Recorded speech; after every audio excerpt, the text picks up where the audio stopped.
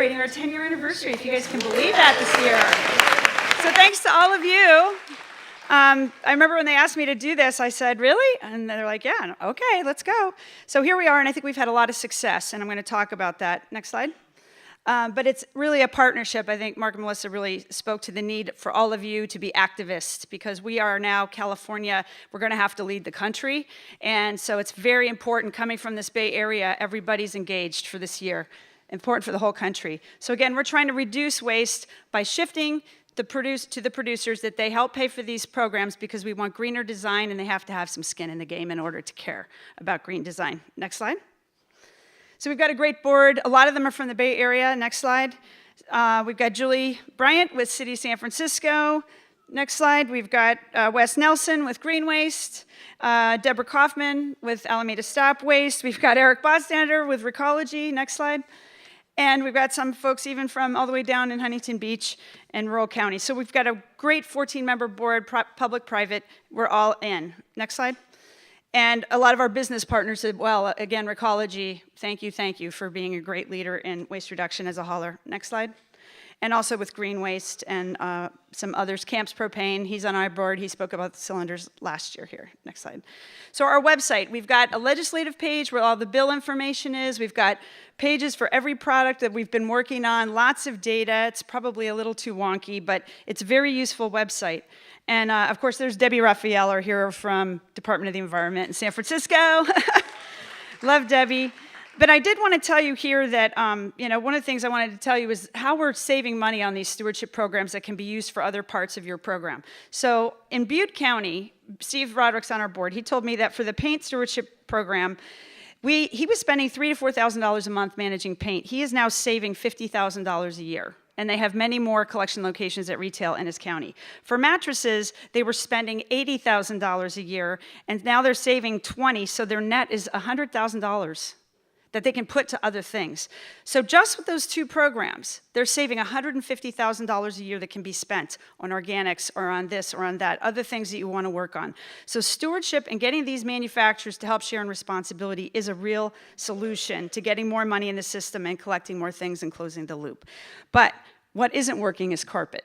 And this is not a surprise. The bill was not well written. We knew it at the time. It wasn't our bill. We always knew it was going to need to get cleaned up, and this is the year. And we need everybody all in because the industry's going to fight. So is everybody in? Yes. Yes. Because what is carpet made of? Plastic. It's a huge greenhouse gas footprint. We've got to get it to work. And it's going to be hard, and it's a spot bill, but everybody, I've got a fact sheet, I've got a model letter, Jordan's got it there, and they're all on the website as well. So please help us with this, and we appreciate our friends at CAW to help with this as well. Next slide. So one of our fun things is that sometimes stewardship is voluntary. Manufacturers actually do good things all by themselves. And when they do that, we want to thank them. And so one of the big problems we have is 1-pound propane cylinders. Does anybody go camping and use these and feel guilty throwing away? 80% of this product price is the package. How dumb is that? So we now have refillables. These are refillable for 10 years. And I have some very exciting news for you, because we just got off the phone with, what's the name of the company? Sports Basement, right here in Berkeley, and he has decided to start carrying the refillables and exchanging them for you as of next month. Yay! So all of you have to go thank him. Go tell Armin, because Armin's our guy, and he's going to backhaul them to the San Ramon Distribution Center and then bring them back full and exchange them. And if you guys start doing it, they're going to do it at all the rest of the sports basements. So I'm counting on you to help pull that and make that happen. Yeah, next slide. So these refillables now are being sold and refilled at every single U-Haul with propane in California, 127. And this is a campaign we started 2 years ago, and we already have almost 200 locations in California. But we're trying to push Coleman out of the market. They're not happy about it, so we need your help. Next slide. And we've got REI is now selling. Yay! We also got West Marines, 200 in the whole country. We got Home Depot is doing them now online, and they're doing end cap pilots. This is huge. So let's shift and get away from landfill to refill. Refill, not landfill. Next slide. And we got an award from the Environmental and Industrial Association of California, and that's a great honor because that group is very, very conservative business people, and to have them appreciate the partnership and what we're doing was a wonderful award. Next slide. So again, who are the first two to like our page? We're going to give those away. So Jordan, do you know yet? All right, she'll find out, and then I'll announce. Guillermo?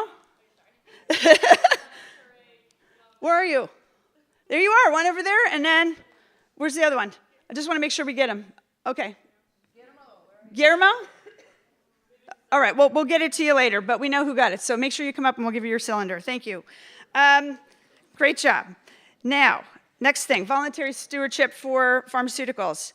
This is the Don't Rush to Flush, Meds in the Bin, We All Win campaign. We've got a whiteboard video that rocks. So if you want to use it and you want us to customize the slide at the end for your medicine bins, let us know. But we're working voluntarily with different retailers all around the Bay Area to host the bins, and with water districts and grants, we've got 50 bins, and we've collected many tons of medicines that are not going to end up in the Bay. Next slide. You can like that page. We also, because of the pressure, got Walgreens to start doing these 24-hour bins at their, 24-hour stores are hosting medicine bins around the country, including here in Alameda and all around the Bay Area, and that was because of the pressure we've been putting on the retailers to get them to start sharing responsibility. Next slide. And we've been working with our friends like As You Sow right here in Oakland. They're helping to do shareholder resolutions to tell the drug companies and the sharps manufacturers they need to help share in responsibility just like they do in the rest of the world, and they haven't been doing here. That really helps. Next slide.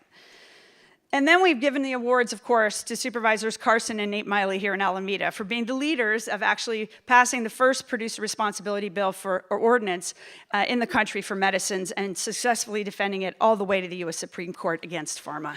Absolutely amazing. You guys lead the nation. And I'm telling you, pharma is watching. They are now coming to the table, and it's because of you. Next slide. So we got Contra Costa actually passed their pharmaceutical take-back ordinance in December. We now have 8 in California, and these are entire counties, not just cities. So this is a lot. LA is about ready to go. Tehama is about ready to go. Sonoma is about ready to go. And guess what? The companies are now coming to us and saying it's time to negotiate. So, yay, all of you. And because you helped us, next slide, you helped us kill AB 45 last year. That was awesome. Do you remember that? That was Kevin Mullen's bill, and it was going to preempt local government ordinances, and then it was curbside HHW, and of course, everybody wants your pills at the curb, right? So we're very excited about this, that we're now starting to negotiate the outline of what a statewide program would be, and this will be the model for the rest of the country. We're going to solve it, and it's going to help the whole country.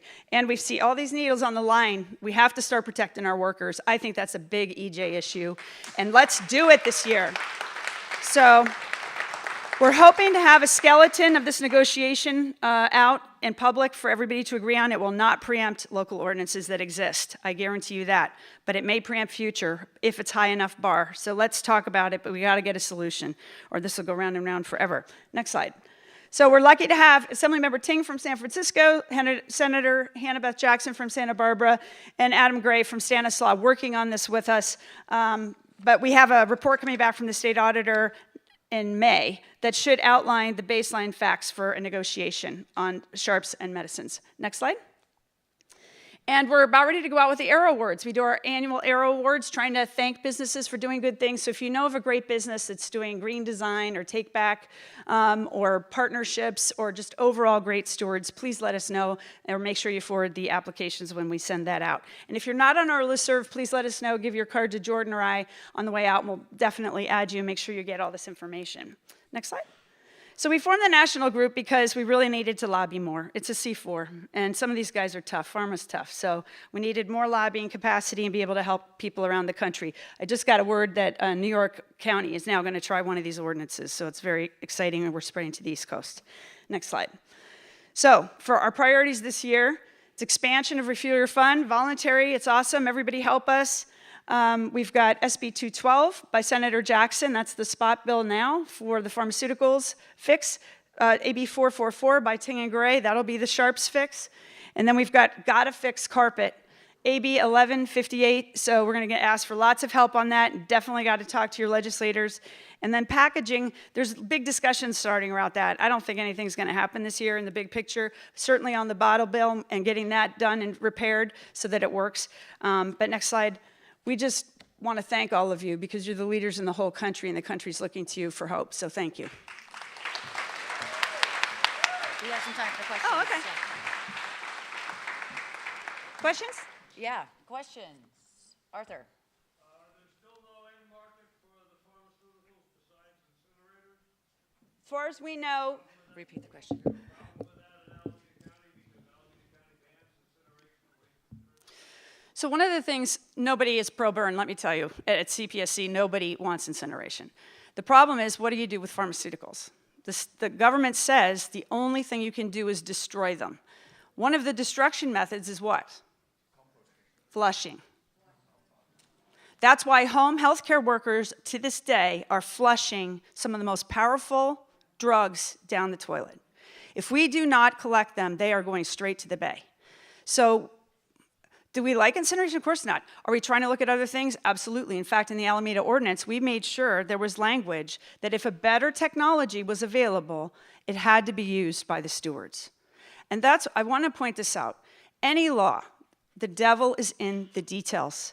You have to pay attention to the words on the page, and you have to watch as the bills get amended through the session. Because if you don't, it can be, if you're not at the table, you're on the menu. And so don't be on the menu. Be engaged. Yes, right over here. How do you get around having a police officer present for a collection? Repeat the question. Oh, she's asking how we can get around having police officers available for all the medicine collection. Well, because the DEA came out with rules that say that the pharmacists can now take them back. They have to follow certain rules. Our Board of Pharmacy in the state of California, I'm really wondering which team they're on because they're taking forever to get the regulations done. And that makes the pharmacists hesitant to put the bins out. But we have recruited about 50 bins just ourselves. I know others have done it. And the last slide, second to last slide, actually had a picture of the medicine bins that the pharmaceutical companies are paying for right here in Alameda. You got 20 of them out now that the drug companies are paying for. So you can get them in pharmacies, and you'll collect more in hospitals than you will ever at a law enforcement. People just don't want to go into law enforcement with a bunch of controlled drugs.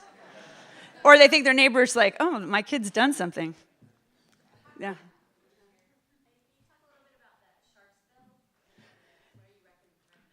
Well, it's not that we're recommending. Of course, what we'd like to do is have them just provide safe return containers with every needle sold so there's not loose needles floating around in the universe. And then we would like to have a safe deposit place for those containers, which would be at pharmacies, which is where all the other places of the world do it, because that's where people go for them, or at hospitals. What I think is going to happen is we're going to have some sort of a weird thing where the Sharps manufacturers have to provide the safe container when they sell them. They're going to have to tell people where to bring them, but the drug companies that make the injectable drugs will pay for the collection system. And they may have to pay for mail back for at-home disabled folks. That's the needle side. The medicine side will be probably something similar. But then the question is, what they're telling us now is they don't want the government. They don't want to run the program. They want the government to run the program. So they're willing to. Now they're saying they're willing to pay, but they want the government to run the program. Maybe doable, but let's see what the number is, because the last number was $5 million a year for the whole state of California, and that was just completely unacceptable. So we'll see what they say. By the way, they just increased their fees 50% last year to pharma to pay for a $100 million Go Boldly campaign. Have you seen that? With the cell being eaten by your immune system. That is, and you listen to NPR radio, they spent $100 million on what I call Lipstick on the Pig campaign. But they won't spend it on a program that actually could help save lives and reduce an epidemic. And I find that morally reprehensible.